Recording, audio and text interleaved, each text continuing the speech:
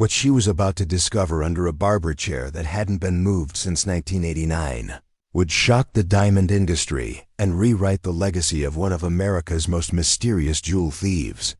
Before we jump back in, tell us where you're tuning in from, and if this story touches you, make sure you're subscribed, because tomorrow, I've saved something extra special for you.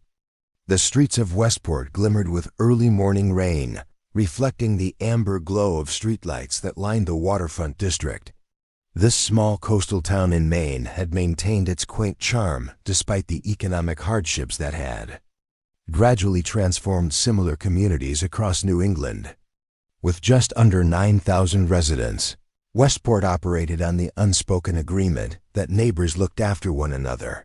Local businesses survived on loyalty rather than profit margins, and change, when it came, arrived slowly and with due consideration.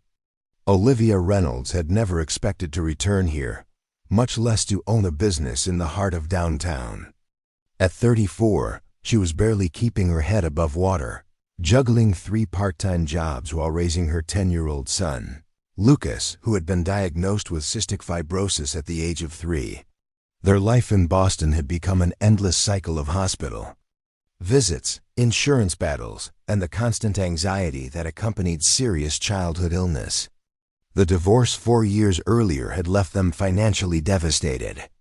Patrick, once a loving father and husband, had gradually crumbled under the pressure of Lucas's diagnosis. The medical bills, the sleepless nights, the uncertain prognosis, it had all become too much for him. One evening, after a particularly difficult day at the hospital, he had simply packed a bag and walked out. The child support checks had grown increasingly irregular before stopping altogether 18 months ago. Olivia had been seriously considering bankruptcy when the letter arrived. Dear Ms. Reynolds, the formal correspondence from Hargrove and Associates law firm began. We regret to inform you of the passing of your uncle, Franklin Reynolds, on March 17th, as the sole beneficiary named in his will. You have inherited his business property at 47 Harbor Street, Westport, Maine, known as Franklin's Classic Cuts, along with all assets and inventory therein. Olivia had stared at the letter for a full 10 minutes, reading and rereading the words. Uncle Frank, her father's eccentric older brother, who had vanished from family gatherings when she was just 12 years old. The black sheep of the Reynolds family. He'd been mentioned only in whispers at holiday dinners and family reunions. Something about questionable business associates and lifestyle choices unsuitable for discussion at the dinner table, according to her mother. The last time Olivia had seen Uncle Frank was at her father's funeral 11 years ago. He had arrived late, stood at the back during the service, and slipped away before the reception. He had pressed a small, gift-wrapped box into her hands with the whispered instruction, "Only open this if you ever find yourself in real trouble, kiddo." Inside had been a vintage silver pocket watch and a cryptic note, "Time reveals all treasures. To those patient enough to wait." She had pawned the watch during the worst of the medical bill crisis 2 years ago, getting a meager $350 for what the shop owner had dismissively called a nice reproduction with minimal collector value. The inheritance seemed like a miracle wrapped in mystery. A barber shop, something she knew absolutely nothing about, in a town she hadn't visited since childhood. The property came with no mortgage, but would require her to uproot Lucas from his doctors, specialists, and the treatment protocols they had so carefully established at Boston Children's Hospital. A barber shop? Her friend Melissa had questioned when Olivia shared the news. "Do you even know how to cut hair?" "I cut Lucas's hair," Olivia had replied defensively. "That's not the same as running a business, Liv. And what about Lucas's treatments? The clinical trial he just got accepted into. The specialists who know his case." All valid concerns that had kept Olivia awake for nights after receiving the letter. The inheritance included the business, the building it occupied, and the small apartment above it where Uncle Frank had apparently lived alone for decades. The lawyer had mentioned that there was approximately $14,000 in the business account, more money than Olivia currently had to her name, but hardly enough to solve their financial problems long term. But Boston had become a prison of medical debt and constant struggle. Their one-bedroom apartment in Dorchester was a third-floor walk-up, in a building with chronic mold issues, the worst possible environment for a child with cystic fibrosis. The landlord ignored her complaints, knowing full well that she couldn't afford to move. Her jobs as a night shift hospital receptionist, weekend barista, and online transcriptionist barely covered rent, utilities, and the medications that insurance didn't completely cover. Lucas, despite his medical challenges, remained remarkably resilient. He had inherited Olivia's stubborn determination, along with her amber eyes and unruly auburn hair. Where other children might have become bitter or withdrawn, Lucas approached his daily treatments and limitations with a pragmatic attitude that sometimes caught Olivia off guard. "I think we should go," Lucas had said one evening as they sat at their tiny kitchen table reviewing the information about Uncle Frank's inheritance. He was connecting his nebulizer for his evening treatment, a routine he had mastered years ago. "Boston sucks anyway." "Language," Olivia corrected automatically. "And what about Dr. Morrison and your respiratory therapist? The clinical trial you just qualified for?" Lucas shrugged as he fitted the mouthpiece. "Mom, there are doctors in Maine. I looked it up. There's a CF specialist at Maine Medical Center in Portland, which is like 30 minutes from Westport. And I can do the trial remotely. Dr. Morrison already said the follow-ups could be done via telemedicine if we needed." Preparing and narrating this story took us a lot of time, so if you are enjoying it, subscribe to our channel. It means a lot to us. Now back to the story. Olivia smiled at her son's research efforts. At 10, he understood his medical condition better than most adults and had become adept at navigating the healthcare system. "When did you talk to Dr. Morrison about this?" "At my appointment yesterday, while you were filling out those insurance forms." The nebulizer started its familiar hum, and Lucas took a deep breath of the medicated mist before continuing. "He said it might actually be good for my lungs to be near the ocean. Something about salt air being beneficial for CF patients." Olivia hadn't considered that angle. She'd been so focused on the practical challenges of moving that she hadn't thought about potential benefits. "And you're okay with changing schools, leaving your friends?" Another shrug. "What friends? Everyone treats me like I'm made of glass. Or they're going to catch what I have." His matter-of-fact tone broke Olivia's heart. Lucas had always struggled with forming lasting friendships. The frequent absences due to hospitalizations and the visible differences like his thin frame and occasional coughing fits made him a target for childhood cruelty. The decision was made over the next few weeks as Olivia researched the medical care available near Westport, spoke with Lucas's doctors about transfer options, and calculated the financial implications of leaving her current jobs versus taking over a business she knew nothing about. The deciding factor came when she learned that the apartment above the barber shop had recently been renovated with a new vac system that included hospital-grade air filters. Uncle Frank had apparently developed respiratory issues of his own in his later years. The drive from Boston to Westport took just under 3 hours. They departed on a Saturday morning in early June, their modest possessions packed into a rented SUV. Lucas sat in the passenger seat, his tablet loaded with downloaded movies and games for the journey, though he spent most of the time staring out the window as the urban sprawl of Boston gradually gave way to the lush greenery of coastal Maine. "Do you remember anything about Uncle Frank?" Lucas asked as they crossed the state line. "You never really talk about him." Olivia considered the question. He was different from the rest of the family. Creative, funny, always with some wild story about his adventures. "He traveled a lot when I was very young, exotic places that seemed magical to me as a kid. Morocco, Russia, South Africa. Was he a good barber?" "I think so. He had this theory that a barber was part artist, part therapist, and part magician. He used to say he could tell everything about a man by how he sat in the chair and what kind of haircut he asked for. So why didn't the family like him? Olivia hesitated. It wasn't that they didn't like him, he just made choices they didn't understand. He never married, never seemed interested in settling down, as my grandparents would say. And there were rumors about how he afforded all that travel on a barber's income. Like what? I don't know the details, honey. Just whispers I wasn't supposed to hear.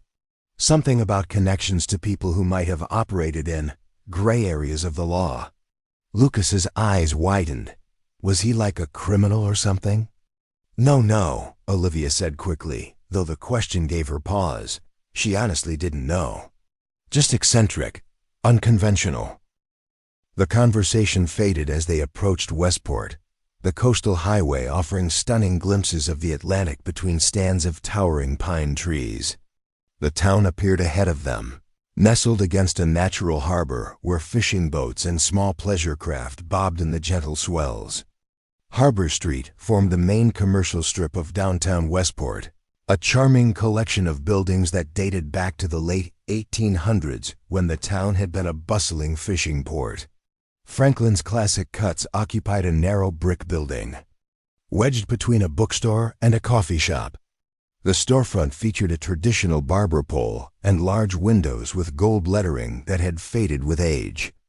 Olivia parked in the small lot behind the building, staring up at what would be their new home. The knot in her stomach tightened. What did she know about running a barber shop? What if this decision uprooted Lucas from quality medical care for nothing more than a failed business venture in 6 months? It looks cool, Lucas said, breaking into her spiral of doubt. Like from an old movie. They approached the back entrance, where attorney Hargrove had told Olivia she would find a lockbox containing the keys. The small metal box was attached to the door handle, just as described. Olivia entered the code she'd been given, 0427. Uncle Frank's birthday, and retrieved the set of keys inside. The door opened to a narrow staircase that led up to the apartment. Olivia had expected musty air and dust. The lawyer had mentioned that Uncle Frank had spent his final months in a nursing facility, but instead found the space surprisingly clean and well-maintained. The apartment was larger than it appeared. From outside, with high ceilings and large windows that filled the space with natural light, the living area flowed into an open kitchen with updated appliances. 2 bedrooms and a renovated bathroom completed the living space. Everything was immaculately organized, from the alphabetized bookshelf to the color-coordinated hanging system in the closets. "This is way nicer than our apartment in Boston," Lucas observed, running his hand along the granite countertop in the kitchen. "And look, no mold." Olivia smiled at her son's enthusiasm. "Let's check out the shop downstairs." They descended the interior staircase that connected the apartment to the barber shop below. The business space was like stepping back in time, a classic barber shop with black and white checkered floors, 3 vintage barber chairs facing ornate mirrors, and glass display cases filled with hair products and grooming supplies that looked like they belonged in a museum. "Whoa," Lucas breathed, spinning slowly to take in the space. "This is awesome." Olivia had to agree. Despite knowing nothing about cutting hair professionally, she could appreciate the historic charm and meticulous care that had gone into maintaining this space. Every surface gleamed, from the chrome fixtures to the marble countertops. The barber. Chairs, huge throne-like seats upholstered in rich burgundy leather, looked both intimidating and inviting. A bell jingled as the front door opened, and a man in his 60s with a neatly trimmed salt and pepper beard stepped inside. He stopped short when he saw them. "Oh, I'm sorry, I didn't realize anyone was here. Shop's been closed since Frank went into Pinecrest Nursing Home back in February. I'm Olivia Reynolds, Frank's niece," she explained, extending her hand. "And this is my son, Lucas." The man's face broke into a warm smile. "George Harmon. I own the bookstore next door." Frank and I had standing chess matches every Wednesday for nearly 30 years. He shook Olivia's hand firmly. We all wondered what would happen to the place after he passed. Frank never mentioned family. We weren't close, Olivia admitted. I was as surprised as anyone to learn he'd left me the shop. George nodded thoughtfully. Frank was a man who kept his cards close to his chest. Brilliant mind, though. And the best barber this side of Boston. People would drive 2 hours for his haircuts. He had a way of making each customer feel like they were the most important person in the world. I don't suppose he left instructions on how to run a barber shop for someone who's never cut hair professionally? Olivia asked with a nervous laugh. So you're planning to stay? To keep the business going? I'm not sure yet. We just arrived today. I need to figure out if it's even possible. George studied her for a moment. Well, if you decide to give it a go, Maria Rodriguez has been asking about renting a chair. She used to work here part-time, helping Frank when his hand started giving him trouble. Licensed cosmetologist, great with both men's and women's cuts. Frank thought the world of her skills. That's good to know. Thank you. Welcome to Westport, Olivia and Lucas. Stop by the bookstore anytime. First books on the house for new neighbors. With a friendly wave, George departed, the bell jingling cheerfully behind him. He seemed nice, Lucas said, already investigating the various tools and products displayed throughout the shop. Yes, he did, Olivia agreed, feeling a small measure of relief. At least one person in town didn't seem to share whatever reservations her family had held about Uncle Frank. They spent the afternoon exploring the shop and apartment more thoroughly, cataloging what they had and what they needed. The kitchen was surprisingly well stocked with quality cookware and modern appliances. The bookshelves held an eclectic collection ranging from classic literature to obscure volumes on gemology and metallurgy. The closets contained meticulously maintained clothing, much of it appearing barely worn and of surprisingly high quality for a small-town barber. As evening approached, they ordered pizza from the only delivery place in town and ate it sitting, cross-legged on the living room floor, surrounded by their few unpacked boxes. So what do you think? Olivia asked Lucas as he carefully took his evening medications. First impressions of our new home? Lucas considered the question with the seriousness he applied to everything. I think Uncle Frank must have been really interesting. His stuff is all super organized, but also kind of weird, you know. Like, why does a barber need books about diamonds and security systems? Olivia hadn't noticed those particular volumes. Maybe he had varied interests. People can be complicated. Yeah, Lucas agreed. Also, I think we should definitely try to keep the shop open. Even if you don't know how to cut hair yet, that lady George mentioned could work here while you learn. The sign says established 1967. It would be sad if it closed after all this time.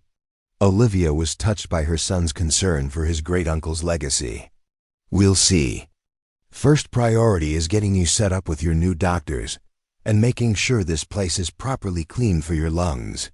The air already feels easier to breathe here, Lucas observed. And did you smell the ocean when we were outside? It's like sharp and clean. Their first night in Westport was surprisingly peaceful. The sounds of the harbor, distant boat motors, the occasional foghorn, the rhythmic lapping of waves against the dock created a soothing backdrop that was wholly unlike the constant urban noise of their Boston apartment. Lucas fell asleep faster than Olivia had seen in months, his breathing noticeably easier in the purified air of the apartment. Olivia stayed awake longer, reviewing financial documents she'd found in Uncle Frank's meticulously organized home office. The business had been modestly profitable. With a loyal clientele and remarkably low overhead, Frank had paid off the mortgage on the building decades ago. There was indeed about $14,000 in the business account, as the lawyer had mentioned, plus another $22,000 in a personal savings account that hadn't been disclosed initially. It wasn't a fortune, but it was more financial security than Olivia had experienced in years. With no rent or mortgage to pay, perhaps they could make this work. She could hire this Maria person that George had mentioned while she herself learned the business or explored other income opportunities in town. The next morning, Olivia woke to the smell of coffee brewing, a momentary confusion until she found Lucas in the kitchen, proudly operating the sophisticated espresso machine he'd had figured out how to use. "Morning, Mom, I made coffee." "Well, the machine did. I just pressed buttons until it did something." "Look at you, becoming a barista," Olivia smiled, accepting the slightly too strong coffee with gratitude. "What's on the agenda for our first full day in Westport? Can we explore the shop more? I want to see how everything works." After breakfast and Lucas's morning treatment routine, they returned to the barber shop downstairs. In the clear light of morning, Olivia noticed details she had missed the previous day: framed certificates showing Frank's training at prestigious barber schools in New York and London, vintage photographs of the shop through various decades, and a wall of faded Polaroids showing satisfied customers displaying their haircuts. "Mom, check this out," Lucas called, examining the largest of the 3 barber chairs. "This one has all kinds of hidden compartments." Olivia joined him at the central chair, which was positioned on a slightly raised circular platform. Unlike the other 2 chairs, this one had small drawers built into its base and armrests. "Probably for storing combs and scissors," Olivia suggested, pulling open one of the small drawers to find exactly that: a collection of high-end grooming tools. "Yeah, but look at this," Lucas said, pointing to what appeared to be a seam in the wooden platform beneath the chair. "It doesn't match the rest of the floor pattern. And there's a little indent here, like for a finger." Olivia knelt to examine what Lucas had found. He was right. The circular wooden platform that elevated the central barber chair featured a barely perceptible seam that didn't align with the natural grain of the wood. And there, at the edge closest to the mirror, was a small semicircular depression just large enough to accommodate a fingertip. "Good eye, detective," she praised. "Uncle Frank seems to have loved hidden compartments and organization systems. Maybe it's storage for larger supplies." Lucas was already probing the depression with his finger. To their surprise, they heard a faint click, and a section of the wooden platform shifted slightly upward. "No way," Lucas breathed, eyes wide with excitement. "It's a secret compartment." Together, they lifted the wooden panel to reveal a shallow space beneath and within it. Not supplies or tools, but a gleaming metal safe built directly into the floor. The safe was approximately 2 feet square, constructed of brushed steel with no visible manufacturer's name or logo. The only feature on its face was a sophisticated electronic keypad, unlike anything Olivia had seen before. Not the standard numerical buttons, but a smooth panel with illuminated symbols that resembled constellations rather than numbers. "Holy crap," Lucas whispered, momentarily forgetting his mother's rules about language. "Uncle Frank had a secret safe under his barber chair. This is like a movie." Olivia stared at the discovery, a mixture of confusion and unease washing over her. What would a small-town barber need with a high-security hidden safe? And what could possibly be inside that required such elaborate concealment? "I don't suppose you found a combination written down somewhere upstairs?" Lucas asked hopefully. "No, nothing like that," Olivia replied, studying the unusual keypad. The symbols glowed with a faint blue light, activated perhaps by the opening of the hidden compartment. "I'm not even sure how this works. These aren't normal numbers." "There. Constellations," Lucas said confidently. "See, that's Orion, and that one's the Big Dipper. And there's Cassiopeia." At Olivia's surprised look, he shrugged. "What?" "I like astronomy. I read about it when I'm stuck in the hospital." Olivia carefully closed the wooden panel, returning the platform to its original seamless appearance. "Let's keep this between us for now, okay? Until we figure out what it means." Lucas nodded solemnly, though his eyes still sparkled with excitement. Do you think there's treasure inside? Like a national treasure? I doubt Uncle Frank was hiding a map to lost historic artifacts, Olivia said with a smile. But it's certainly unexpected. Throughout the day, as they continued setting up their new home and Lucas helped unpack his room, Olivia found her thoughts returning repeatedly to the hidden safe. The family rumors about Uncle Frank's mysterious income sources suddenly seemed more significant. What if there was something illegal hidden in that safe? What if opening it would implicate her in something she wanted no part of? Late that afternoon, a knock at the shop's front door interrupted their unpacking.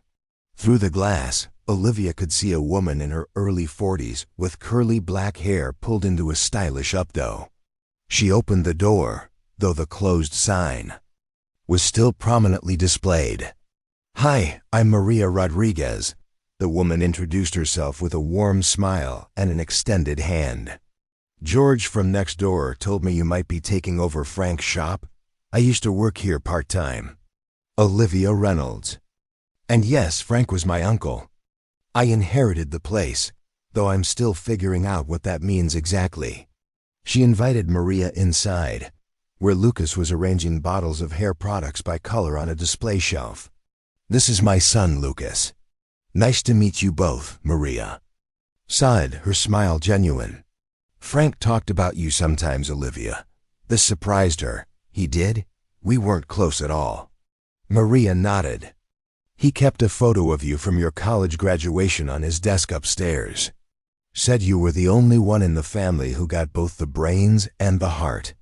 Olivia felt a pang of regret for the relationship with her uncle that she'd never developed. "I didn't know that. Frank was private about personal matters, but he was also the best boss I ever had.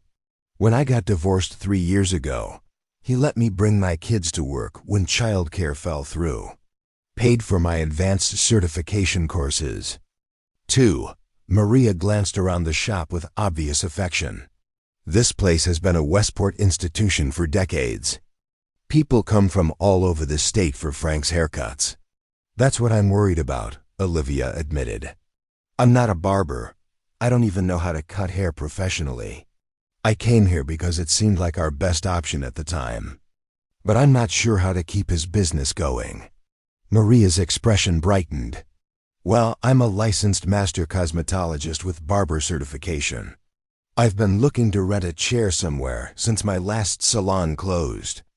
If you're interested in keeping the shop open, I'd love to work here. I could even teach you the basics if you wanted to learn." It seemed too perfect a solution to their immediate problem. "You're serious? You'd want to work here even with me being clueless about the business?" "Absolutely. Frank's reputation brings in clients automatically, and I already know many of them. You could handle the business side while learning the craft. It's a win-win." They spent the next hour discussing practical arrangements, chair rental fees, scheduling, supplies, and the client list Frank had meticulously maintained in a leather-bound appointment book. Maria could start as early as the following week, which would give Olivia time to set up the business accounts in her name and learn the booking system. After Maria left, promising to return with her license documentation and portfolio, Lucas gave Olivia a knowing look. "See? It's all working out. This place wanted us to come here." "Maybe," Olivia conceded, though her thoughts returned to the Calnego hidden safe. What else was waiting to be discovered in her uncle's legacy? That night, after Lucas was asleep, Olivia found herself drawn back to the barber shop. The moonlight filtered through the large front windows, casting long shadows across the checkered floor. She approached the central barber chair, its burgundy leather seeming almost black in the dim light. Using her phone's flashlight, she examined the wooden platform again, finding the small depression and pressing it to reveal the hidden compartment. The safe's constellation keypad illuminated automatically, casting an eerie blue glow. She studied the symbols, wondering what significance they might hold for Uncle Frank. Why constellations? What was the connection to stars? On a hunch, she went back upstairs to Frank's home office and began searching through his personal papers. In a leather portfolio tucked in his desk drawer, she found a collection of astronomy articles and star charts. Frank had apparently been an amateur astronomer. Several of the articles featured his name in the byline, published in hobbyist magazines. One page caught her attention, a star chart with certain constellations circled in red ink. 7 constellations, exactly matching the symbols on the safe's keypad. And beside each, a handwritten note that appeared to be a date.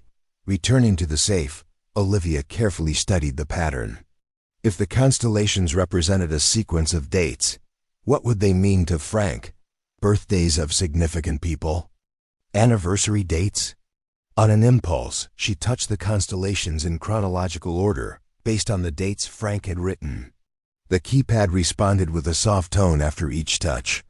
When she completed the sequence, the safe remained closed, but the keypad changed to display a new set of symbols, this time gemstones that Olivia recognized from her college geology course. Another layer of security, another puzzle to solve. Olivia closed the hidden compartment, her mind racing. Whatever Uncle Frank had hidden beneath his barber chair, he had gone to extraordinary lengths to protect it. And somehow she felt certain that discovering its contents would explain everything: the family rumors, his mysterious travels, and why he had chosen her, of all people, to inherit his legacy. As she climbed the stairs back to the apartment, Olivia felt both excitement and apprehension. Tomorrow she would continue the search for clues. Because one thing was becoming increasingly clear: Uncle Frank's barber shop contained secrets, far beyond haircuts and hot towel shaves. The morning sun streamed through the apartment windows, casting warm patterns across the hardwood floors as Olivia prepared breakfast. Lucas was already at the table, his nebulizer humming as he took his morning treatment, while simultaneously scrolling through websites about constellations on his tablet. "I think I figured something out about the safe," he announced as Olivia placed a plate of scrambled eggs in front of him. "The constellations on the keypad, they're all visible during different seasons. It's like a calendar in the sky." Olivia paused, impressed by her son's deductive reasoning. "That's really smart." "Thinking, Lucas.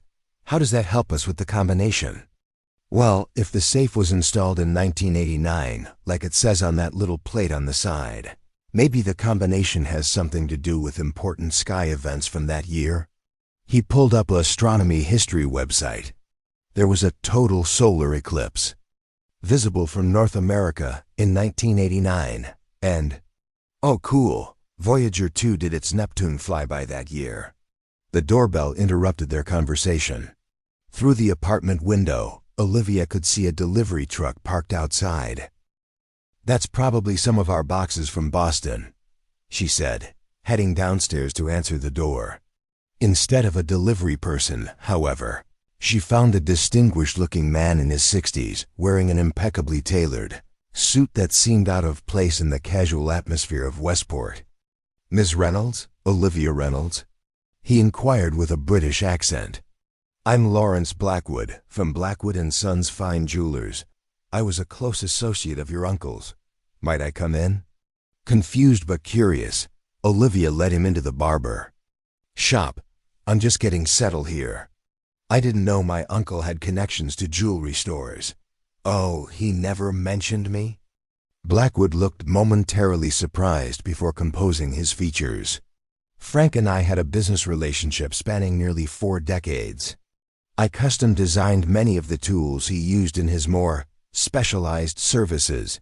"Specialized services?" "I thought he was just a barber." Blackwood smiled indulgently. "Your uncle was many things, Miss Reynolds. His barbering skills were merely the public face of his various talents. But I'm not here to discuss history. I've come with a business proposition that might interest you." Before he could continue, Lucas appeared at the top of the stairs. "Mom, who's here?" "Just a business associate of Uncle Frank's," Olivia called back. "I'll be up in a few minutes." Blackwood watched the exchange with interest. "Your son?" Frank mentioned he had a grandnephew with health challenges. Cystic fibrosis, isn't it? The fact that this stranger knew such personal details about Lucas sent a wave of protective concern through Olivia. Mr. Blackwood, what exactly was your relationship with my uncle? As I said, we had business dealings. Frank occasionally acquired items that my clientele found particularly desirable. Rare pieces with complicated histories. He reached into his jacket pocket and withdrew a business card. I understand Frank left you everything, including certain secured items. I would like to make you an offer for the contents of his safe sight unseen, no questions asked. $5 million, cash. Olivia stared at him, momentarily speechless.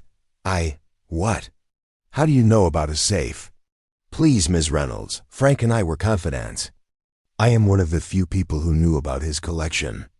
The offer is generous, considering you don't even know what you'd be selling. I think you should leave, Olivia said, suddenly uncomfortable with the entire interaction. Blackwood sighed, replacing his card on a nearby counter. As you wish.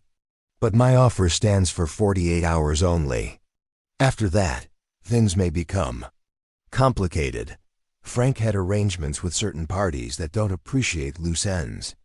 With a slight bow, he departed, leaving Olivia with a growing sense that she had stumbled into something far more complex than she had imagined. She locked the door behind him and flipped the sign to closed before racing upstairs to where Lucas waited. Who was that man? Lucas asked.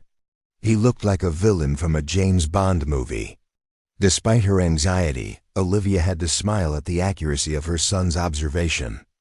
Just someone who knew Uncle Frank. Listen, I think we need to figure out that safe combination sooner rather than later. For the next several hours, they dove deeper into research about Frank Reynolds. Using his computer, they discovered subscription accounts to numerous astronomy forums, rare gem collector groups, and security technology websites. His browser history revealed repeated visits to auction sites specializing in estate jewelry and private collector sales. Mom, look at this, Lucas said, pointing to a folder labeled Neptune on Frank's desktop. Inside were hundreds of high-resolution photographs of gemstones, primarily diamonds, but also sapphires, emeralds, and other precious stones. Each image was meticulously labeled with details about cut, carat, color, clarity, and what appeared to be acquisition dates. Was Uncle Frank a jeweler too? Lucas wondered aloud. I'm not sure, Olivia replied, though the pieces were beginning to form a troubling picture. The astronomy connection, the high-security safe, Blackwood's business proposition, it all pointed to something valuable and possibly not entirely legal.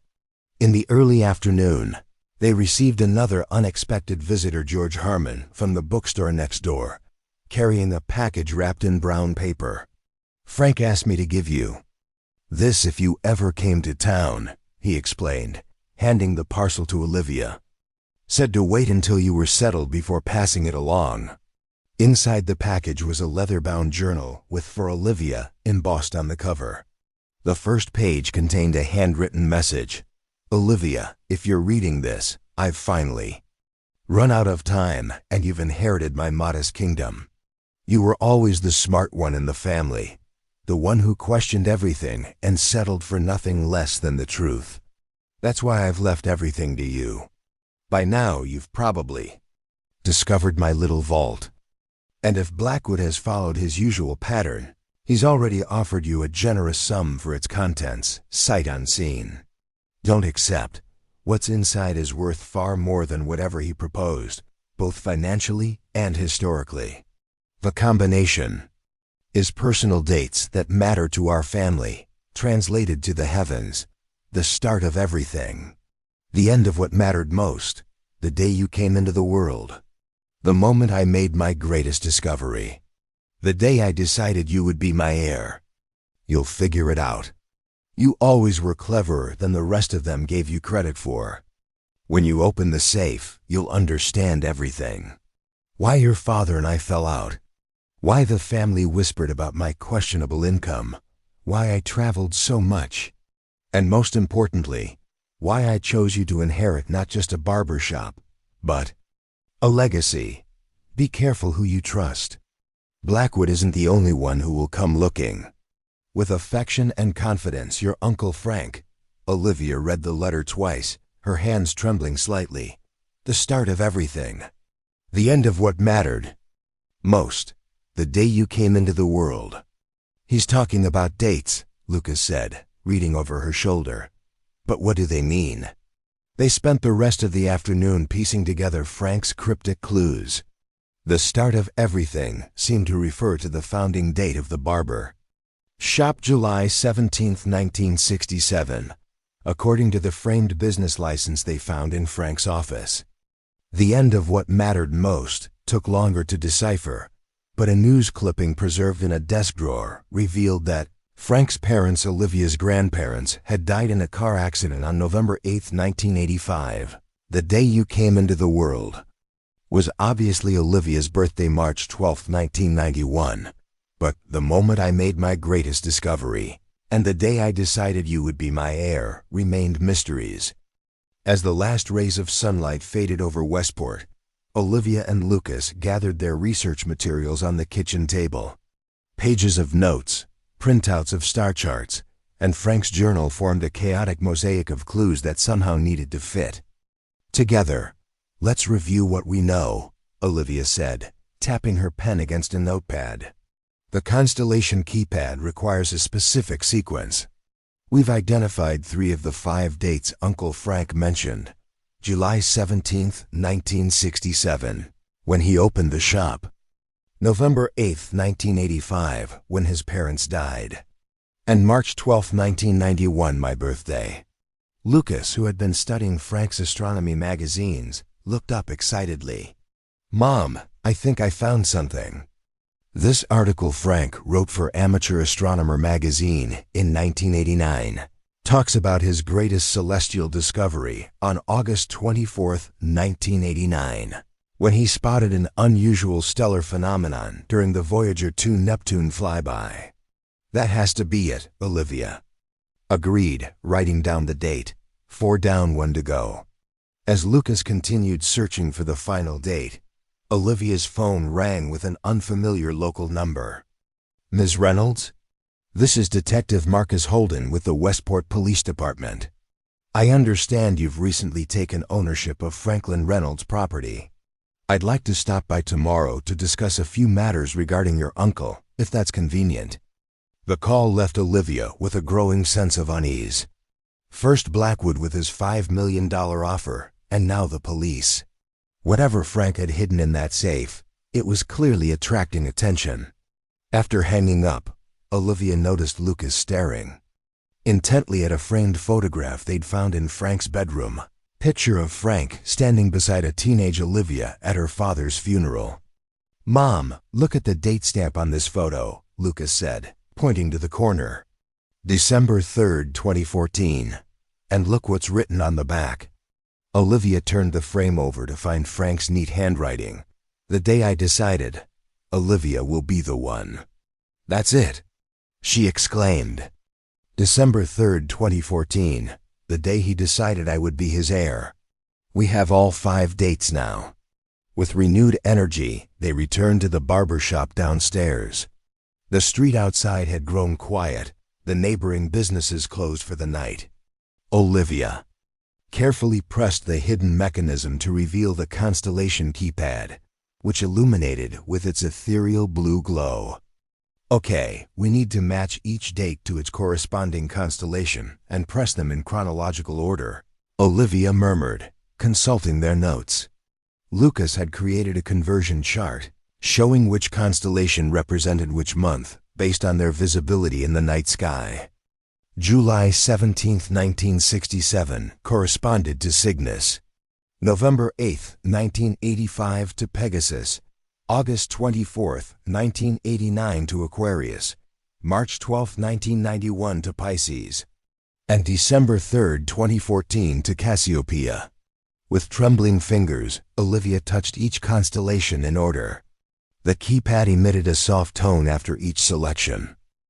When she pressed the final constellation, Cassiopeia, the panel remained illuminated for a breathless moment, then displayed a new set of symbols. Gemstones, Lucas whispered. Just like in those folders on his computer. The new keypad showed 7 different gems: diamond, emerald, ruby, sapphire, opal, pearl, and topaz. Another puzzle, Olivia sighed. But what's the connection to the dates? Lucas studied the gemstone display. Wait, each gemstone represents a month, right? Like birthstones? Diamond is April, emerald is May. That's it, Olivia exclaimed. We need to press the gemstones that correspond to the months of our 5 dates. July was ruby, November was topaz, August was peridot, represented by emerald on the limited keypad, March was aquamarine, represented by sapphire, and December was turquoise, represented by opal. Olivia pressed each gem in the same chronological order as before. When she touched the final stone, they heard a series of mechanical clicks from within the safe. The constellation panel slid aside to reveal a traditional numeric keypad. One more layer, Olivia said. What would the numbers be? Lucas thought for a moment. Maybe just the days from each date? The 17th, 8th, 24th, 12th, and 3rd? It seemed too simple, but Olivia entered the numbers in sequence. 17824-123. The safe remained locked. Wait, Lucas said. What if it's just one number? The most important one? Olivia considered this. What single number would Frank have chosen? Then she remembered the lockbox code from her first day in Westport, 0427, Frank's birthday.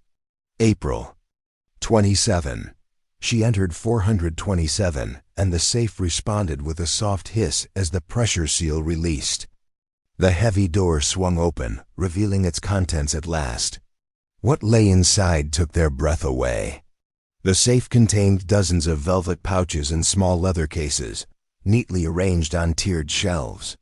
Olivia carefully opened the nearest pouch and gasped as a massive diamond, easily 3 carats, stumbled into her palm. It caught the light from their phone flashlights, sending prismatic rainbows dancing across the walls. Mom, Lucas whispered, his eyes wide with disbelief. Is that real? Olivia opened another pouch, then another.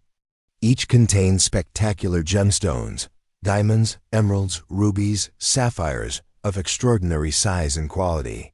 The leather cases held elaborate jewelry pieces, necklaces dripping with diamonds, Art Deco bracelets set with emeralds, vintage tiaras adorned with pearls and opals.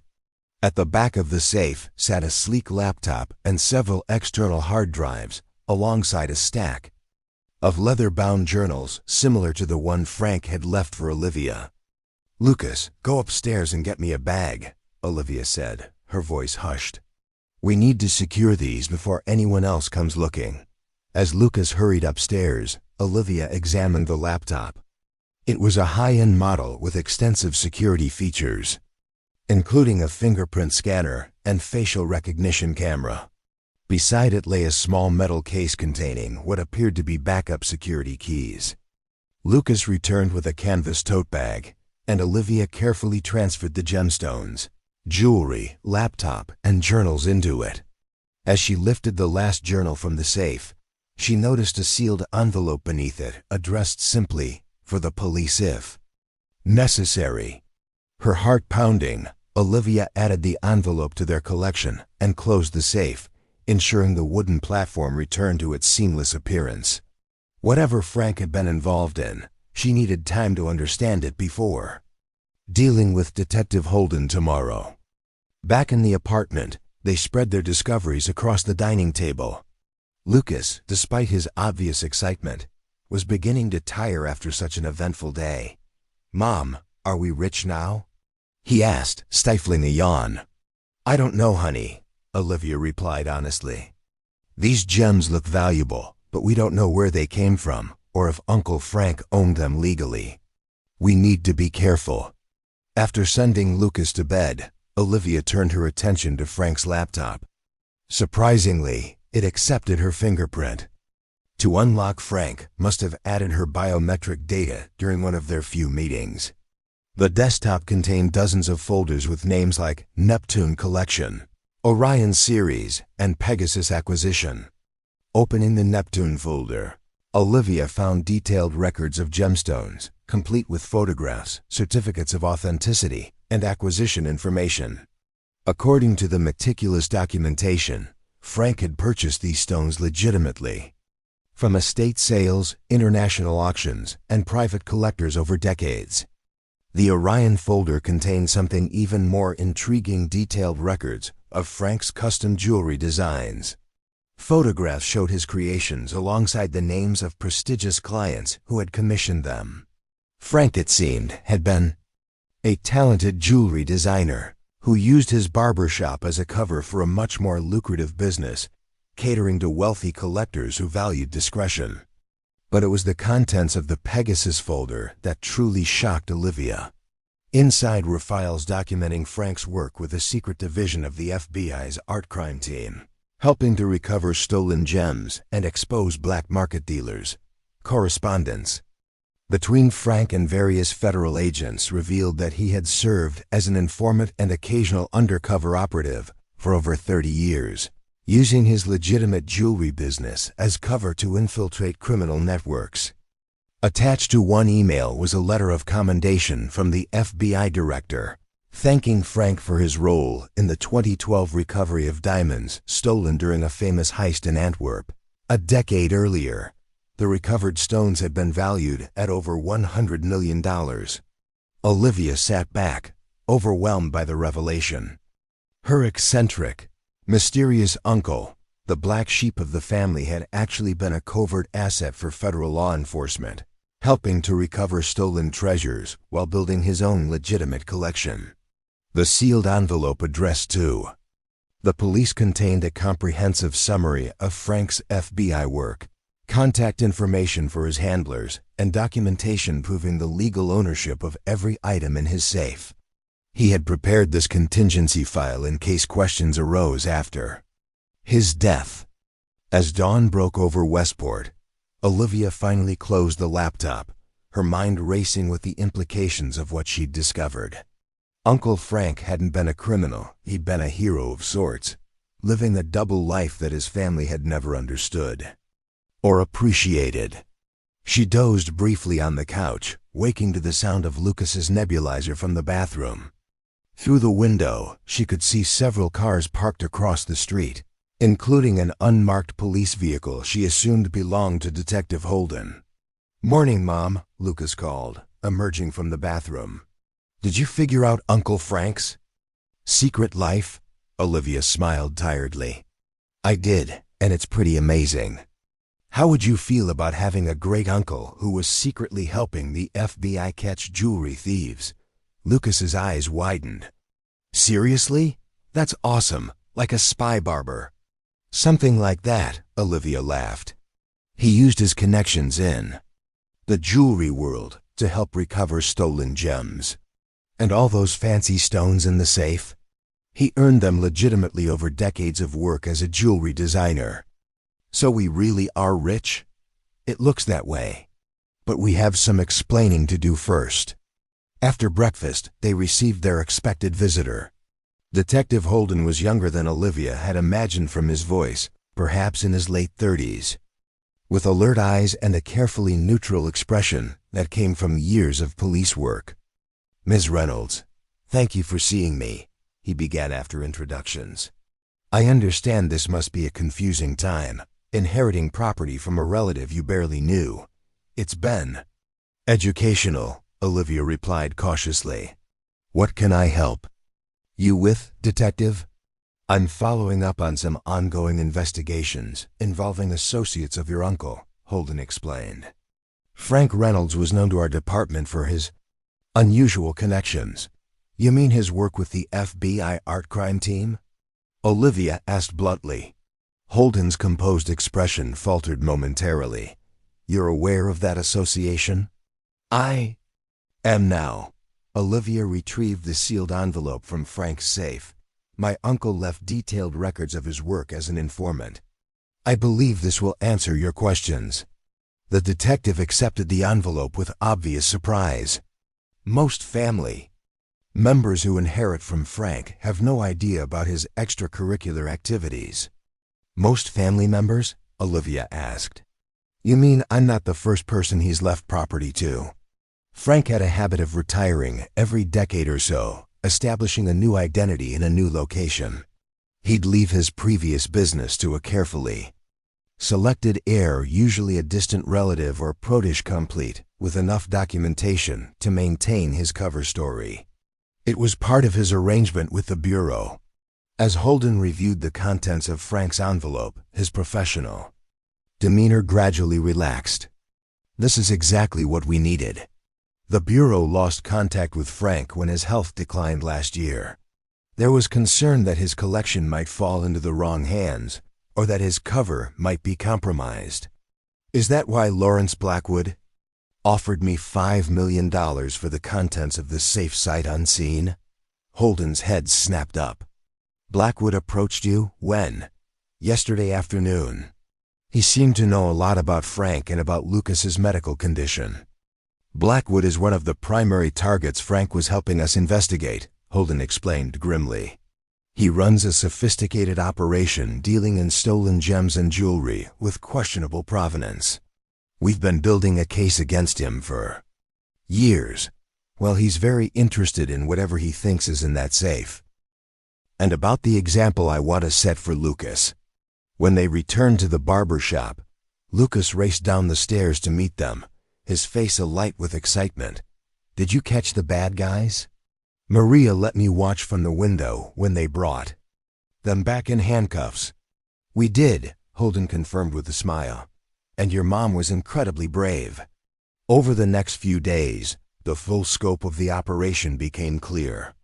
Blackwood's arrest had triggered a domino effect, leading to the apprehension of several other key figures in his international network. The remaining stolen pieces of the Constellation collection were recovered from hidden compartments on his yacht, along with documentation that would help prosecutors build an airtight case. 1 week after Frank's safe had been discovered, Olivia sat in the office of FBI Special Agent Diana Carter, listening as she explained the resolution of Frank's years-long mission. "Thanks to the evidence your uncle gathered and your assistance. In the final phase, we've dismantled one of the most sophisticated jewelry theft rings in the world," Agent Carter explained. "The recovered diamonds and gemstones will be returned to their rightful owners or their insurers, with appropriate rewards paid for their recovery." "And the items that were legitimately Frank's?" Olivia asked. "As outlined in his documentation. Those remain his property and now belong to you as his heir. The Bureau has verified his ownership of approximately 60% of the collection in that safe, primarily the pieces he acquired through legitimate purchases and his work as a jewelry designer. Those items alone are valued at approximately $180 million. The figure was so enormous that Olivia could barely comprehend it. "And it's legal for me to keep them?" "Completely legal," Agent Carter confirmed. "Frank paid taxes on all his legitimate acquisitions and maintained impeccable records. We've processed the necessary paperwork to transfer formal ownership to you, along with the reward money for your assistance in recovering the stolen pieces." As Olivia and Lucas drove back to Westport that evening, the reality of their new circumstances began to sink in. They were now financially secure beyond anything Olivia had ever imagined possible. Lucas's medical care could be guaranteed for life. They could keep the barber shop running as Frank had intended, preserving his public legacy while honoring the secret work that had defined his life. "What are we going to do with all that money?" Lucas asked as they passed the "Welcome to Westport" sign. Olivia considered the question. "First, we're going to set up a foundation for cystic fibrosis research and treatment. Then we're going to renovate the barber shop and create a proper jewelry design studio in the back, where I can learn the skills Uncle Frank wanted to pass on." "You're going to become a jeweler?" Lucas sounded surprised. "I think I'd like To try, Frank left detailed tutorials and design journals. Maria says he always believed I had an eye for it. Olivia smiled at her son. And we're going to make sure you have the best care possible, wherever that takes us. As they pulled up behind Franklin's Classic Cuts, now temporarily closed during the federal investigation, Olivia noticed something she'd overlooked before: a small sign beside the barber pole that read, "Custom Designs by Appointment." Uncle Frank had been hiding in plain sight all along, running two businesses from the same location, one public, one private. Both required skill, precision, and an understanding of what people truly valued. "Mom?" Lucas asked as they climbed the stairs to their apartment. "Do you think Uncle Frank knew all this would happen when he left you the shop?" Olivia thought about the meticulous planning evident in every aspect of Frank's life, from his organized files to his carefully constructed safe, to his strategic selection of Olivia as his heir. "I think Uncle Frank gave us exactly what we needed, exactly when we needed it," she replied. "He saw something in us that maybe we didn't even see in ourselves." That night, as Lucas slept peacefully in his new room, his breathing clearer than it had been in months, Olivia stood on the small balcony overlooking Westport Harbor. In the distance, she could see the pier where she had faced down Blackwood, helping complete the mission her uncle had dedicated decades to accomplishing. The hidden safe beneath the Barber chair had contained more than just diamonds and gemstones. It had contained a legacy, a purpose, and a future that neither Olivia nor Lucas could have imagined when they first arrived in this small coastal town. Whatever challenges lay ahead, they would face them with the same courage and determination that had brought them this far. In the night sky above, the constellations that had guided Uncle Frank throughout his remarkable double life shone down on the barber shop where an ordinary single mother had discovered her own capacity for extraordinary courage. 3 months after the dramatic events at Westport Harbor, Franklin's Classic Cuts reopened with a celebration that brought the entire town together. The shop had undergone a careful renovation, preserving its vintage charm while adding modern amenities and a state-of-the-art security system. Most significantly, the back room that had once served as storage had been transformed into an elegant jewelry design studio with gleaming display cases and a consultation area. Olivia stood at the entrance, greeting customers and accepting congratulations from neighbors who had embraced her and Lucas with unexpected warmth. The story of Frank Reynolds' double life as a barber and undercover operative, helping recover stolen jewels, had made national headlines, bringing a flood of curious visitors to the small coastal town. "You've done something remarkable here," George Harmon commented as he surveyed the transformed space. "Frank would be proud." "I hope so," Olivia replied, still sometimes doubting her ability to carry on her uncle's legacy. "I'm just trying to honor what he built." "You're doing more than that," George observed. "You're making it your own." Maria Rodriguez, now the shop's master barber and Olivia's business partner, was demonstrating traditional straight razor techniques to an appreciative audience. The partnership had evolved naturally, Maria handling the barbering side of the business while teaching Olivia the fundamentals, and Olivia managing the jewelry design studio where she was slowly developing her skills under the guidance of a master jeweler hired from Portland. Lucas, looking healthier than he had in years, moved confidently among the guests, explaining the vintage barber equipment to interested visitors. The sea air had indeed proven beneficial for his condition, and the specialized medical care they could now afford had stabilized his symptoms dramatically. His new school had welcomed him with unexpected kindness, and for the first time in his life, he was making genuine friends who saw beyond his medical challenges. "Mom," he called, weaving through the crowd. "The reporter from National Geographic is here for your interview." The media attention had been overwhelming at first, journalists fascinated by the story of an ordinary, single mother inheriting a barber shop that concealed a fortune in diamonds and helped bring down an international crime ring. Olivia had declined most interview requests, but National Geographic's interest in profiling the historical significance of the recovered Constellation collection had seemed worthwhile. As the celebration continued, Olivia slipped away to the jewelry studio for her scheduled interview.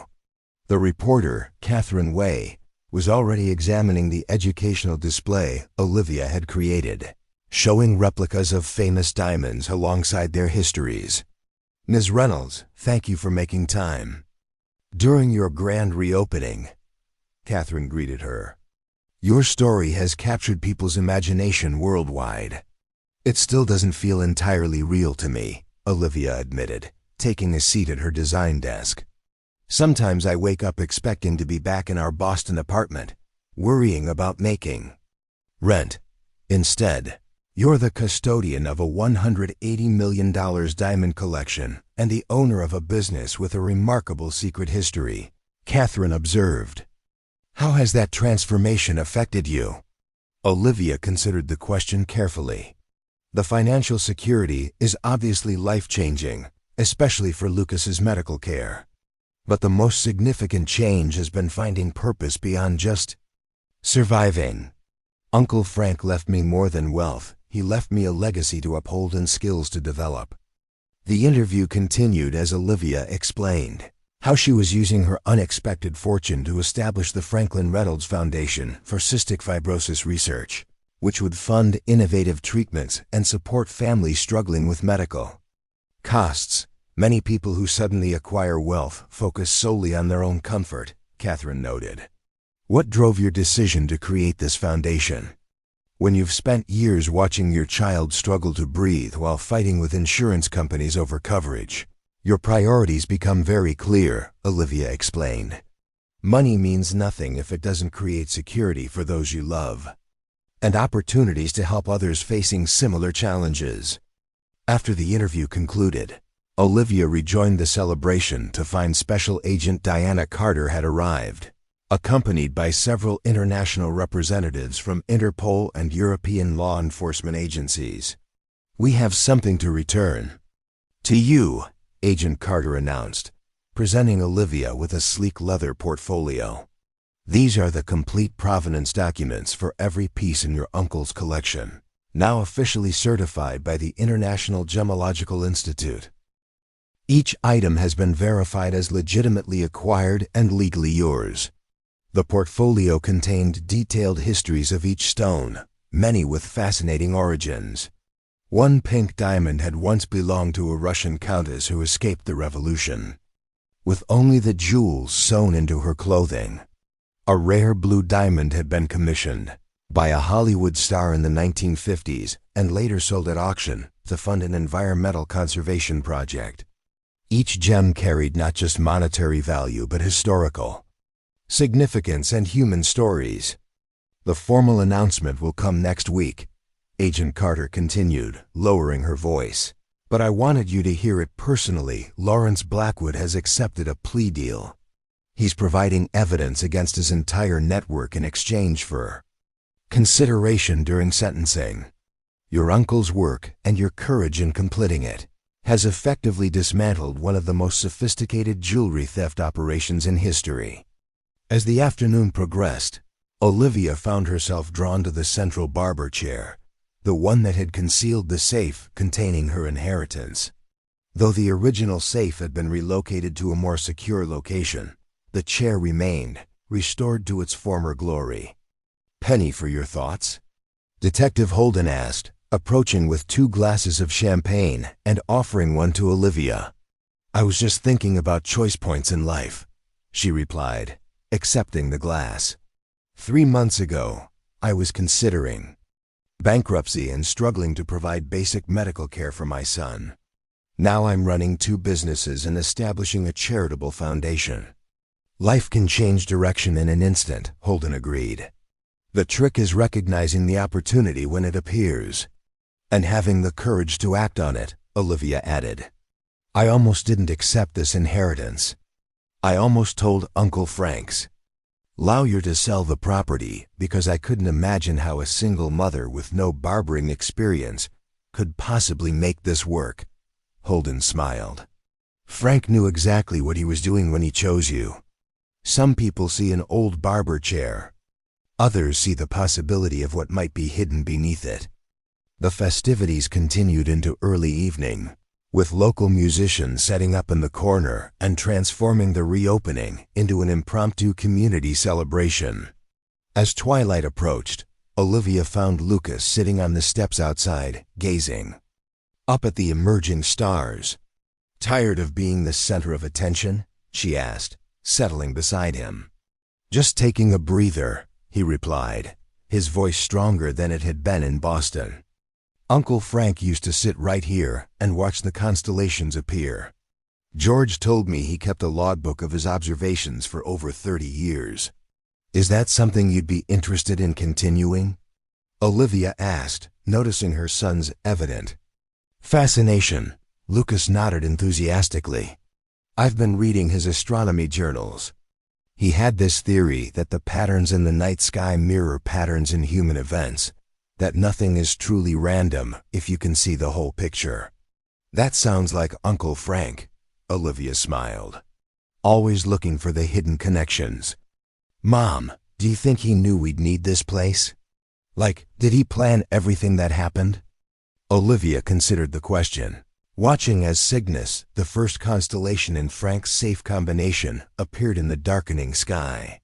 I think he created possibilities and trusted us to find our way through them. He couldn't have predicted everything, but he understood people well enough to set certain events in motion. 2 weeks after the reopening, Olivia received an unexpected visitor. Harold Reynolds, her father's younger brother, and Frank's estranged brother, arrived unannounced at the barber shop, looking uncomfortable and out of place in his expensive suit. Uncle Harold, Olivia greeted him with surprise. I didn't know you were coming to Westport. I felt I should see what all the fuss is about, he replied stiffly, glancing around the shop where Maria was finishing a client's haircut. The family has been discussing Frank's situation extensively since the news broke. You mean, since you discovered he wasn't the black sheep criminal you all assumed he was, but actually an undercover hero helping recover stolen treasures? Olivia couldn't keep the edge from her voice. The Reynolds family had effectively ostracized Frank for decades, based on rumors and suspicions. Harold had the grace to look embarrassed. We may have misjudged certain aspects of Frank's life choices. You think? Olivia gestured toward the newspaper framed on the wall, the front page, story detailing Frank's decades of work with the FBI and the successful conclusion of the Blackwood case. The family would like to reconnect, Harold stated, seeming to force the words out. Your cousins, your aunts, everyone's been asking about you and the boy. Lucas, Olivia corrected firmly. His name is Lucas. And where was this family interest when he was diagnosed with cystic fibrosis? Or when his father walked out? Or when we were drowning in medical debt? Harold shifted uncomfortably. Families are complicated, Olivia. People make mistakes. Yes, they do. And some mistakes have consequences that can't be erased with a convenient change of heart when money enters the picture. Olivia took a calming breath. I appreciate you coming, Uncle Harold, I really do. But if the family is suddenly interested in reconnecting, they should understand that Lucas and I are doing just fine without them. After Harold departed, Maria approached with a knowing look. Family drama? The relatives who shunned Uncle Frank for decades and ignored Lucas and me during our hardest times are suddenly eager to reconnect now that there's a fortune and positive publicity involved, Olivia explained. Not surprising, Maria observed. Money changes how people see you, not who you actually are. That's the challenge, isn't it? Remembering who you are when everything around you changes. That evening, Olivia and Lucas started a new tradition Friday. Night dinners with the unexpected family they had found in Westport. Maria and her 2 children joined them, along with George from the bookstore, Detective Holden, now simply Marcus during off-duty hours, and several other neighbors who had welcomed them without reservation. As they gathered around the large dining table in the apartment above the barber shop, Olivia felt a sense of belonging that had nothing to do with inheritance or wealth. These people had accepted them before the diamonds were discovered, offering friendship and support when Olivia was just Frank's niece trying to figure out how to run a barber shop. "I'd like to propose a toast," George announced, raising his glass. "To Frank Reynolds, who saw value where others didn't, whether in people or in hidden treasures." "To Frank," everyone echoed, glasses clinking. Later, after their guests had departed and Lucas had gone to bed, Olivia returned to the jewelry studio downstairs. The space had become her sanctuary, where she spent evening hours studying her uncle's techniques and slowly developing her own design aesthetic. Frank's journals contained detailed instructions on every aspect of jewelry making, from selecting stones to creating settings that showcased their unique characteristics. His notes revealed a philosophy that went beyond craftsmanship. He believed each piece should tell a story and connect to the person who would ultimately wear it. Olivia opened the design portfolio she had been developing, inspired by Frank's celestial themes but incorporating her own perspective. Where Frank had focused on the grand patterns of constellations, Olivia found herself drawn to the intimate moments when starlight first touches the earth, the transition between darkness and illumination. Her first completed original design lay in a velvet-lined box before her, a pendant featuring a modest but flawless diamond surrounded by a spiral of tiny sapphires that created the impression of light emerging from darkness. She had named it First Light and intended it as a gift for Lucas on his upcoming birthday. The creative process had awakened something in Olivia that years of survival mode had suppressed, the capacity to envision beauty and then bring it into being. Each evening spent at the design table reinforced her growing confidence that Frank had seen something in her that she hadn't recognized in herself. 6 months after discovering the hidden safe, Olivia received a call from Sotheby's auction house. The recovered pieces from the Constellation collection that didn't have clear ownership. Claims were being auctioned to benefit victims of international art and jewelry theft. As a key figure in the collection's recovery, Olivia had been invited to attend the gala auction in New York. "You should go," Lucas insisted when she hesitated about leaving him, even for a weekend. "Maria already said I could stay with them. And it's part of completing Uncle Frank's mission." The auction proved to be a transformative experience. Surrounded by experts in the field her uncle had navigated so skillfully, Olivia found herself engaged in conversations about gemological history, cutting techniques, and design principles. That would have been incomprehensible to her a year earlier. More significantly, she brought along a small portfolio of her original designs, which attracted unexpected attention from a buyer for a prestigious jewelry house. "These show remarkable potential," the woman commented, studying Olivia's sketches. "You have an unusual perspective seeing the relationship between light and the stones, rather than just the stones themselves. Would you consider selling some of these designs?" By the time Olivia returned to Westport, she had not only witnessed the successful auction of the stolen diamonds, but had also secured her first professional commission as a jewelry designer, creating a limited collection inspired by her First Light concept for a boutique in Manhattan. "I think I finally understand what Uncle Frank was trying to build," she told Lucas as they walked along the harbor the evening of her return. "It wasn't just about the barber shop or even the diamonds. It was about creating something meaningful that connects people to beauty and to each other." Lucas, who had grown nearly 2 inches in the months since their move to Westport, nodded thoughtfully. Like how his haircuts made people feel good about themselves, and his jewelry designs told stories that mattered to the people wearing them. Exactly. And how both of those things created relationships that helped him accomplish his undercover work. Olivia smiled at her son's insight.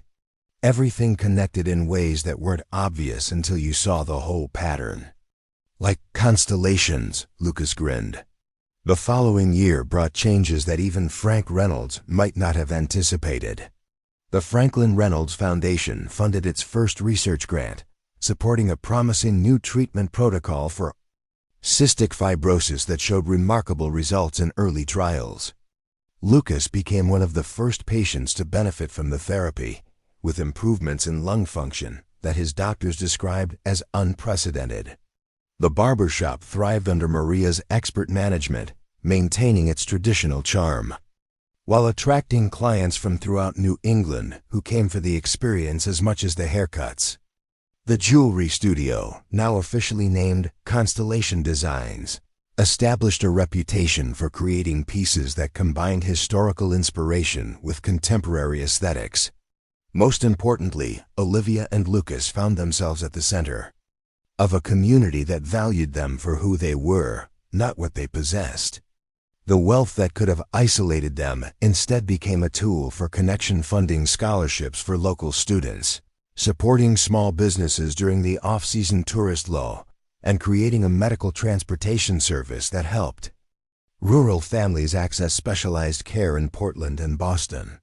On the anniversary of their arrival in Westport, Olivia and Lucas stood on the pier where Blackwood had been arrested, watching fishing boats return as the sun set over the Atlantic. "Mom, do you ever wonder what would have happened if we hadn't found the safe?" Lucas asked. "Sometimes," Olivia admitted. "But I think the most important things we found in Westport weren't in that safe." "Like what?" "Like discovering that you're braver than either of us knew. Like finding a community where we both belong. Like learning that I could be more than just someone trying to survive from one crisis to the next." Lucas nodded, understanding beyond his years. The diamonds just made it easier to see what was already there. "That's a very wise observation," Olivia smiled. "Uncle Frank would approve." As darkness fell and the first stars appeared above Westport Harbor, Olivia thought about the constellation of circumstances that had brought them to this moment.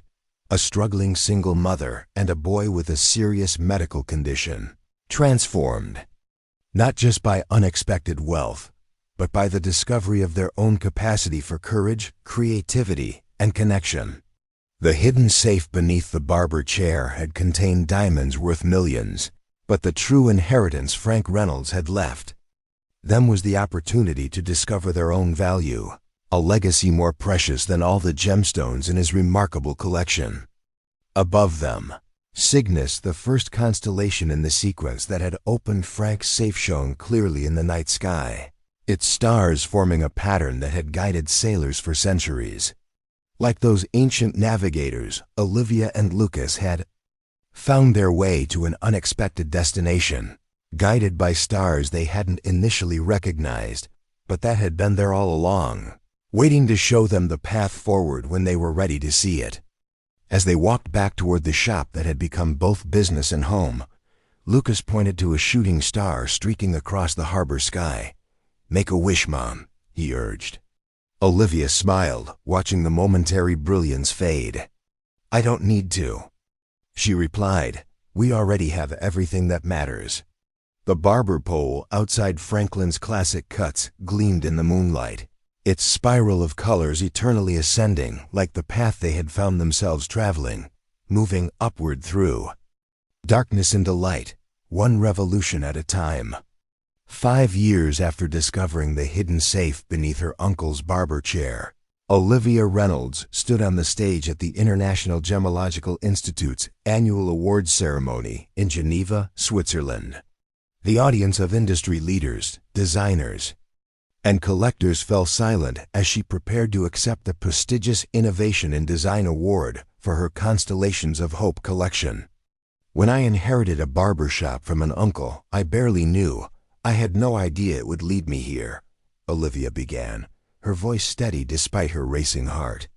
"I was a single mother drowning in medical debt, with no experience in jewelry design or gemology. The diamonds I discovered hidden beneath that barber chair could have simply made me wealthy. Instead, they revealed a path I never knew existed. The collection being honored had taken 2 years to complete, 7 spectacular pieces that combined historically significant diamonds from Uncle Frank's collection with innovative settings that told the story of transformation. Each piece represented a different stage in Olivia and Lucas's journey from struggle to purpose, with proceeds dedicated to the Franklin Reynolds Foundation for Cystic Fibrosis Research. Lucas, now 15 and remarkably healthy thanks to the breakthrough treatments the foundation had helped fund, watched from the front row. Beside him sat Maria Rodriguez, whose partnership had been instrumental in maintaining the barber shop, while Olivia developed her design career. Also present was Marcus Holden, no longer a detective but now the security director for the Reynolds Foundation, and somewhat surprisingly Harold Reynolds, who had gradually rebuilt a relationship with his niece and grandnephew after his initial awkward visit to Westport. "What I've learned over these past 5 years," Olivia continued, "is that true wealth isn't measured in carats or dollars. It's found in the courage to reinvent yourself, the wisdom to recognize opportunity disguised as challenge, and the generosity that transforms personal success into communal progress." As she accepted the Crystal Award, Olivia reflected on how completely her life had changed since that rainy day when she'd first turned the key in the lock of Franklin's Classic Cuts. The barbershop had evolved into a thriving business that now occupied the entire building, with 6 chairs staffed by skilled barbers and stylists who maintained the classic atmosphere while incorporating contemporary techniques. The jewelry studio had outgrown its backroom origins and now occupied a beautifully renovated waterfront building nearby. Constellation Designs employed a team of 15, including apprentices from the technical college where Olivia had established a scholarship program for students from disadvantaged backgrounds. Most significantly, the Franklin Reynolds Foundation had grown from a small family initiative into an internationally recognized organization that had fundamentally changed the landscape of cystic fibrosis research and treatment. The foundation funded not only scientific innovation, but also practical support for families struggling with the financial and emotional burden of chronic illness. After the ceremony, Lucas approached his mother with evident pride. At 15, he had grown into a thoughtful young man whose early health challenges had given him both resilience and empathy beyond his years. "Dad called," he said as they navigated through the crowd of well-wishers. "He saw the live stream of the ceremony and wanted to congratulate you." Patrick Reynolds had re-entered their lives 3 years earlier, sober and remorseful after completing rehabilitation for the alcohol addiction that had contributed to his abandonment of his family. While he and Olivia had not reconciled romantically, they had developed a cordial co-parenting relationship that allowed Lucas to rebuild a connection with his father. "That was decent of him," Olivia replied, genuinely pleased that Patrick had maintained his commitment to being part of Lucas's life, even if only from a distance. "How are his classes going?" "He said the engineering program is tough, but he's managing. His sponsor thinks having a goal beyond sobriety has been good for his recovery." The scholarship that had enabled Patrick to return to school was officially awarded by the Reynolds Foundation's Educational Division. Though Olivia had personally ensured his application received fair consideration, she understood better than most how opportunity could transform a life derailed by circumstance. The after-party took place on a chartered yacht on Lake Geneva, where industry leaders and designers eagerly discussed potential collaborations with Constellation Designs. Olivia, still sometimes surprised by her seat at these prestigious tables, navigated the conversations with growing confidence. "Your rise in this industry has been remarkable," commented Sophia Chun, creative director for one of Switzerland's most prestigious jewelry houses. "Most designers spend decades developing the reputation you've built in just 5 years." "I had an unusual starting point," Olivia acknowledged. "And an extraordinary teacher, even if he left his lessons in journals rather than in person." "It's more than that," Sophia insisted. "Your work shows something rare technical precision, combined with emotional intelligence. Each piece tells a story that resonates beyond its physical beauty. Later that evening, as Lucas had gone to bed in their hotel suite and Olivia stood on the balcony overlooking the glittering lake, her phone rang with a call from George Harmon back in Westport. "Congratulations on the award," the elderly bookstore owner said warmly. The whole town watched the livestream at the Harbor pub. There was quite a celebration when they announced your name. "That means more to me than the award itself," Olivia replied, touched by the community's continued support. "How are things at home?" "Running smoothly. Maria has everything under control at the shop, but that's not why I called.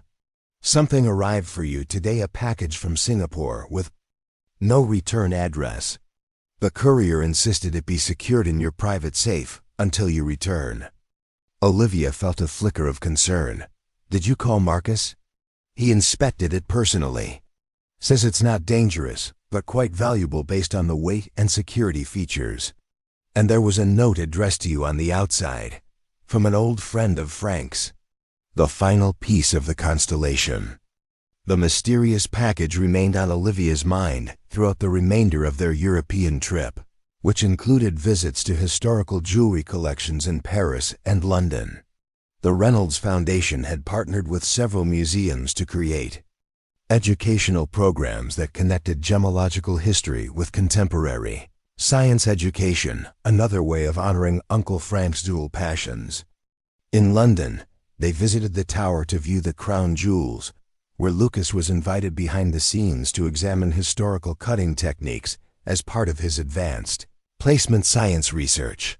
His health improvements had allowed him to develop his academic interests fully, and he had discovered a passion for materials science that combined his interest in gemology with his aptitude for chemistry and physics. "The security systems here are impressive," Lucas observed as they were escorted through restricted areas by the curator. "But Uncle Frank's safe was actually more sophisticated in some ways. These rely on multiple guards and checkpoints. His used astronomical alignments that would be meaningless to anyone who didn't understand his personal history." "Your uncle sounds like a fascinating man," the curator commented. "We have several pieces in our historical collection that he helped authenticate during his consulting work with Scotland Yard in the 1990s. This was yet another aspect of Frank's complex life that Olivia had discovered over the years. Beyond his FBI collaboration, he had occasionally assisted European law enforcement agencies with cases involving historical jewelry, theft, and forgery.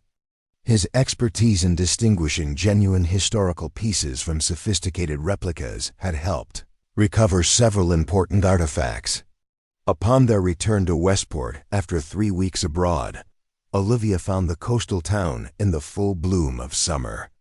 Tourists crowded the harbor shops, fishing boats brought in their daily catches, and Franklin's classic cuts hummed with activity as visitors sought the now famous barber shop experience.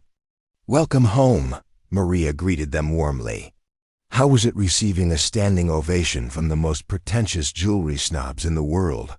"Surreal," Olivia laughed, embracing her friend. "But not as surreal as coming back here and remembering how it all started." After catching up on business matters, Olivia finally turned her attention to the mysterious package from Singapore that had been secured in the state-of-the-art vault that had replaced Uncle Frank's hidden safe. Marcus Holden joined her as she prepared to open it, still cautious despite his preliminary inspection. "The scans show it's definitely a jewelry piece," he confirmed. "No explosives, no tracking devices, nothing harmful. But I'd still recommend caution given the anonymous sender." The package was a sleek black box sealed with sophisticated electronic locks that responded to Olivia's fingerprint, somehow programmed to recognize her, despite having never been in her possession before. Inside, nestled on black velvet, lay a spectacular diamond necklace featuring a central blue diamond of extraordinary size and quality, surrounded by smaller white diamonds arranged in a pattern that unmistakably depicted the Cygnus constellation, first symbol in Frank's safe combination. Accompanying the necklace was a handwritten note on heavy cream stationery. Dear Ms. Reynolds, this piece completes the constellation collection that your uncle helped recover over many years. While most of the collection was returned to its rightful owners or their insurers, this particular piece has a more complicated provenance that Frank understood completely. The central stone is known as the Neptune's Heart, a 25-carat blue diamond with a history as complex as your uncle's life. Originally owned by a European royal family, it was legitimately sold during financial hardship in the 1950s, then stolen in 1972, recovered in 1985, stolen again in 1994, and finally recovered by your uncle in 2008 during an operation that few people know about. The legal owners received the insurance settlement decades ago and relinquished their claim. The insurance company that paid that claim no longer exists. After extensive research, your uncle determined that the stone existed in a legal limbo where no clear ownership could be established. He held it in trust, separate from his personal collection, awaiting the right moment for its final disposition. That decision now falls to you. I believe he would approve of the work you've done with the foundation and the lives you've changed. Through it, Frank saved my life and my reputation many years ago when I found myself unwittingly involved with Blackwood's organization. I promised to safeguard this piece until the right time came to return it to the constellation. With respect and admiration, an old friend, Olivia, stared at the necklace, stunned by its beauty and the responsibility it represented. The Neptune's Heart blue diamond seemed to glow with an inner fire despite its cool color, the facets capturing and transforming light in ways that seemed almost magical. That's the most valuable single piece I've ever seen, Marcus said quietly. Blue diamonds of that size and quality are beyond rare. They're practically mythical. What do I do with it? Olivia wondered aloud. I can't just add it to the foundation's assets without clear provenance. Maybe that's not what it's for, Marcus suggested. Frank always had specific purposes for the pieces he collected. This one came to you now, after you've established yourself as a designer and the foundation as a legitimate force for good. Maybe there's a reason for that timing. Over the next several days, Olivia researched the Neptune's Heart extensively, consulting with legal experts about its complicated ownership history. The conclusion was consistent with the anonymous letter. The diamond existed in a legal gray area where no clear title could be established after so many years and so many changes in ownership and insurance settlements. During this period of consideration, Lucas completed his own research project on historical diamond cutting techniques, which had been accepted for presentation at a prestigious science competition for high school students. His project included an innovative approach to analyzing how cutting affected a stone's interaction with light at the molecular level. "Mom, can I see the blue diamond again?" he asked one evening as they worked in the studio after hours. "I think it might be the perfect example for the theoretical model I've developed." Olivia opened the secure vault and carefully removed the Neptune's Heart necklace. As Lucas examined it under specialized lighting, his expression changed from scientific curiosity to something approaching reverence. "This isn't just a beautiful stone," he said after several minutes of careful study. "It's cut in a way that mathematically maximizes its optical properties beyond what should be possible with normal techniques. Whoever cut this diamond understood physics principles that weren't formally documented until decades later." His observation triggered a memory from one of Frank's journals, a passing reference to a legendary diamond cutter, known only as the Professor, who had developed cutting techniques in the 1950s that were decades ahead of their time. Frank had apparently met this enigmatic figure during his travels and learned some of his methods. "Lucas, what if this diamond isn't just valuable because of its size and color?" Olivia asked, excitement building. "What if it's historically significant because of how it was cut?" "That would make it important for scientific research," Lucas agreed eagerly. "It could help develop new approaches to everything from optical lenses to solar energy collection. The insight provided clarity for Olivia's decision.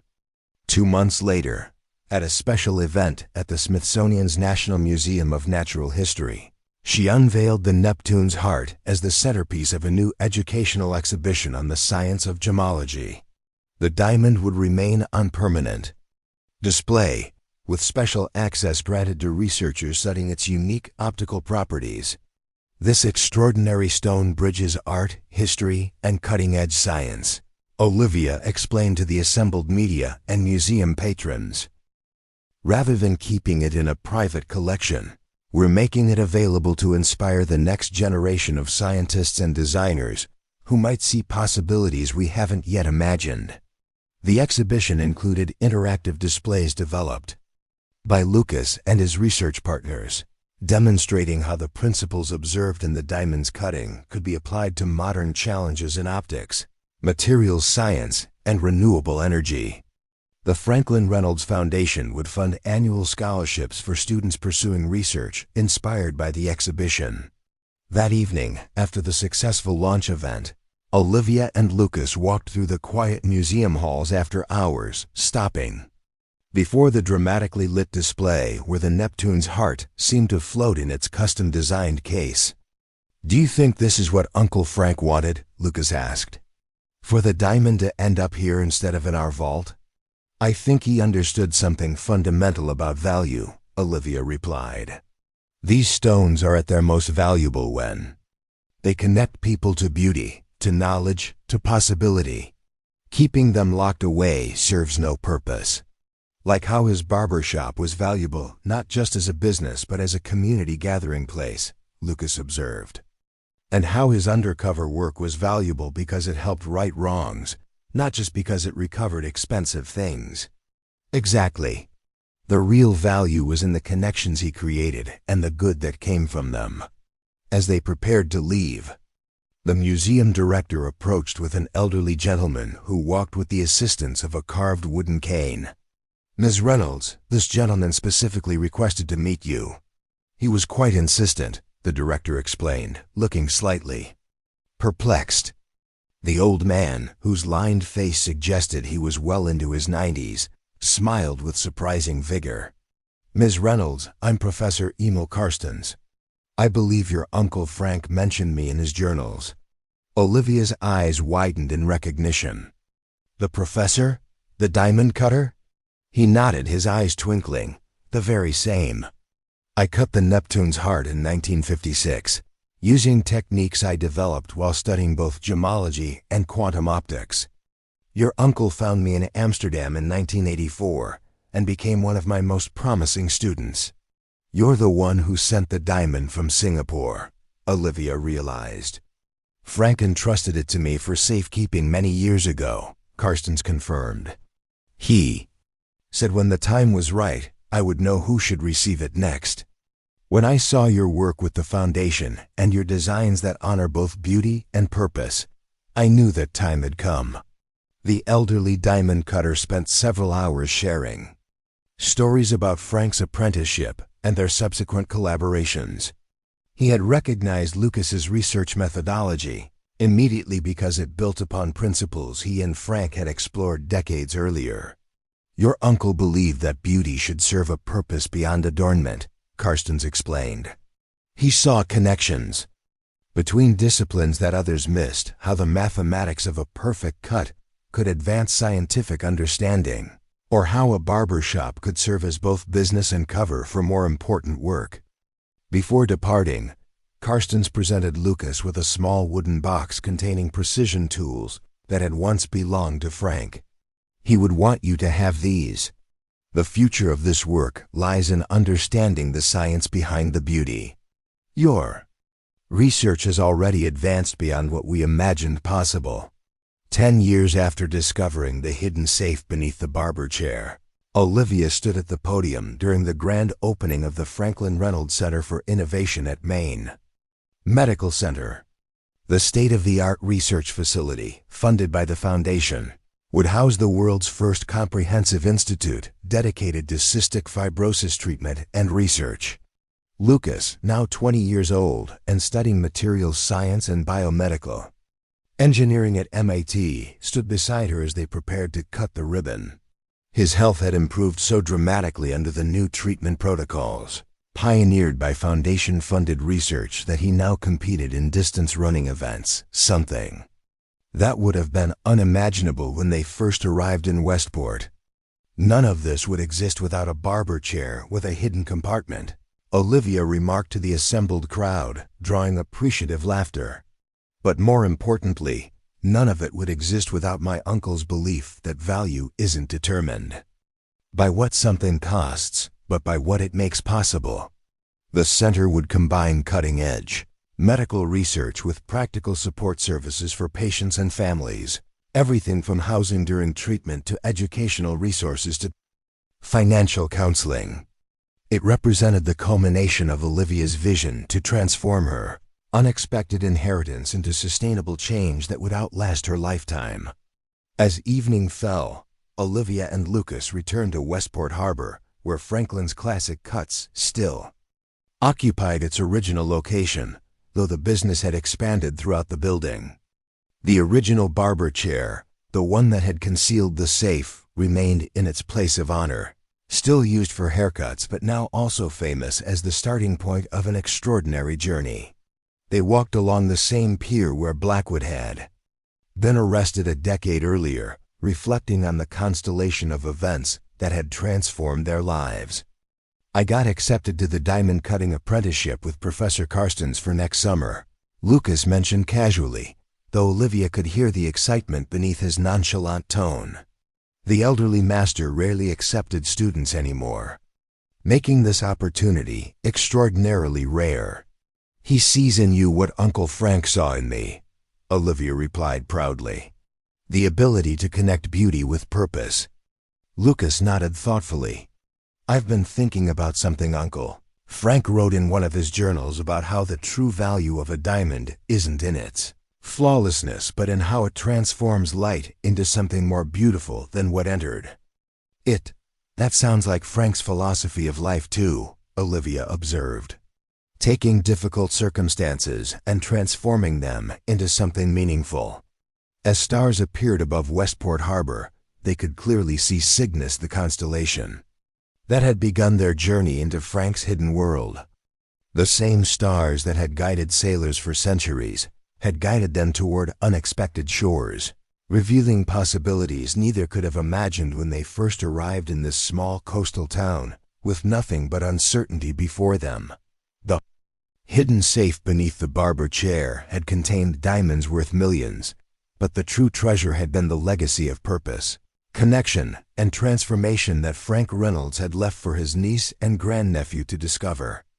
They had inherited not just wealth, but a philosophy that life's greatest value comes not from what you possess, but from what you make possible for others. "I used to wonder why Uncle Frank chose us," Olivia said as they watched boats returning to the harbor for the evening. "Now I understand that he saw potential in us that we couldn't see in ourselves. The diamonds were just his way of making sure we had the chance to discover it." Lucas smiled, his healthy frame and confident posture a testament to how completely their lives had changed. "The best inheritance isn't what you receive," he said, echoing words Frank had written in one of his journals. "It's what you become because of it." As they turned back toward the lights of Westport, the barber pole outside Franklin's Classic Cuts continued its eternal spiral, a symbol of healing, transformation, and the upward journey from darkness into light. The hidden safe beneath the barber chair had long since revealed its diamonds, but the most valuable discovery had been the realization that true worth isn't measured in carats but in courage, not in flawlessness but in purpose. The constellation of their lives, the pattern formed by choices, challenges, and connections, continued to evolve, guided by stars that had been there all along, waiting for them to look up and recognize the possibilities shining in the darkness. Up next, you've got 2 more standout stories right on your screen. If this one hit the mark, you won't want to pass these up. Just click and check them out. And don't forget to subscribe and turn on the notification bell so you don't miss Any upload from us